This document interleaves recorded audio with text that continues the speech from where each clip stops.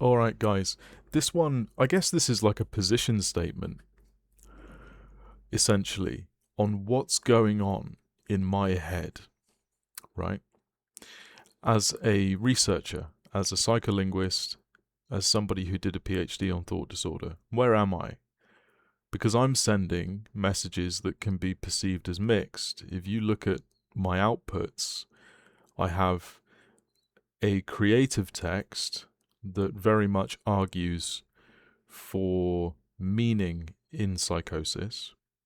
I have a thesis that's very pathology focused, very symptom checklist, and very diagnostic in its orientation. What does the speech of people with schizophrenia say about how their language is disordered and disorganized?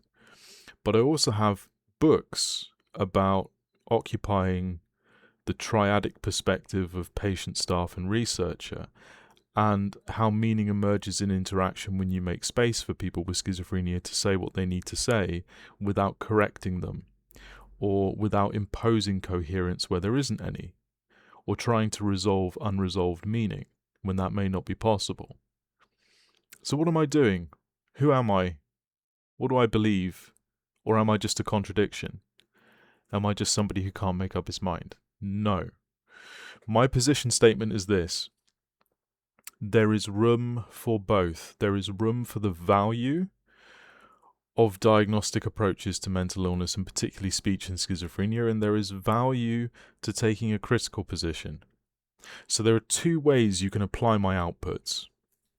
One is you can take my corpus and you can take my 40D framework, which was designed to be used in the NHS by busy clinicians. It says, look for these four things: grammatical disturbances, word selection disturbances, thought completion disturbances, and discourse tracking disturbances. If you see issues in any of these four domains, you're probably looking at formal thought disorder. Okay? And that came about from reviewing what everybody before Andreasen had said and everything Andreasen had said, and synthesizing it.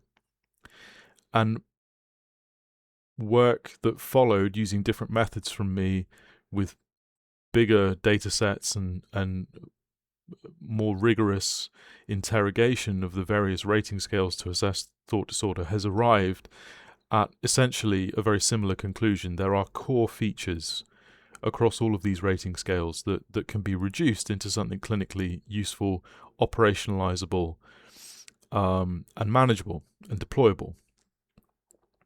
But there's also something we tend to forget, which is we can take this too far. We can reduce disorganized speech to a set of failures, right?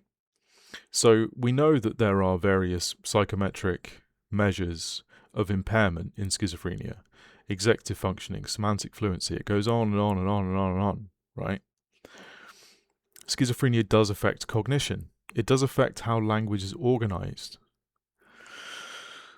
But there's also room within acknowledging that to also behave interactionally in a way that does not impose pathology on speakers. And that's something I demonstrate in my corpus. If you look at my transcripts, as an interviewer, I don't correct them. I don't get them to reframe their meaning into a way that's more socially agreeable or more compatible with this idea of mental wellness. I let them speak the way they want to speak. And my role as the interviewer is not neutral. There is a power asymmetry. I'm a researcher asking them about creativity.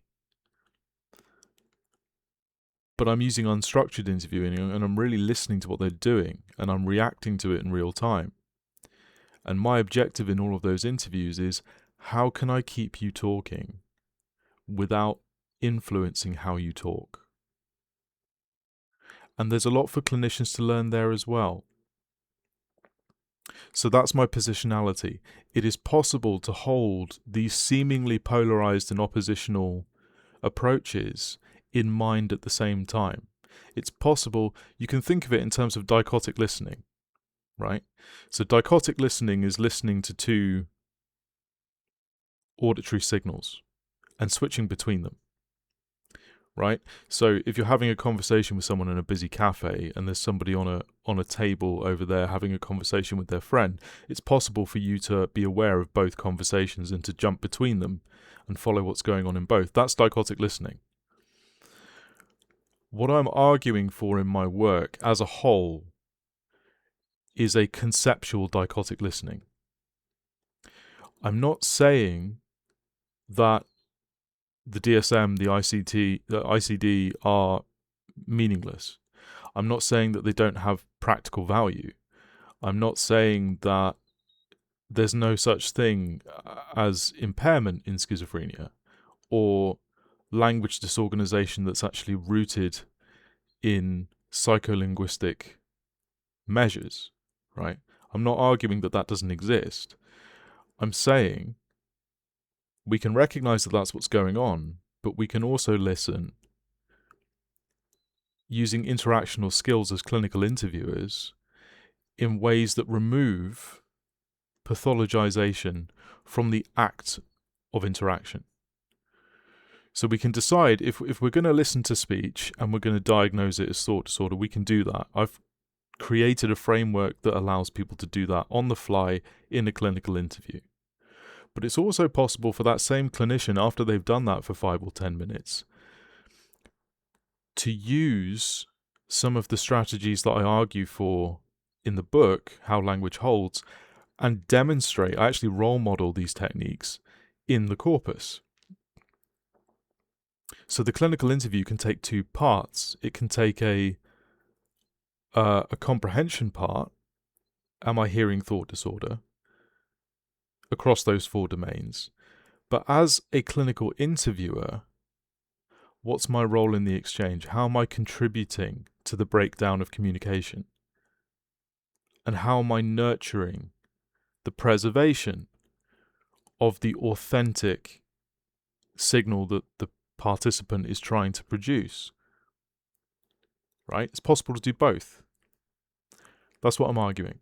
So I'm not contradicting myself. I'm asking clinicians to do something very difficult. I'm asking clinicians to hold diagnostic frameworks and the sort of status quo of psychiatric interviewing in mind, whilst also self-monitoring their own interactional presentation and thinking about how much thought disorder they're eliciting. And I'm not talking about eliciting thought disorder using clinical interviewing techniques. I'm involved in a paper at the moment that provides training for psychiatric trainees about how to sort of elicit thought disorder, and I've made some contributions to that paper about the ethics of doing that, because some elicitation techniques can worsen delusions, and we need to be mindful of that. But I'm also asking clinicians to reflect on their role in the interaction and the power asymmetries, and how, by trying to impose coherence through their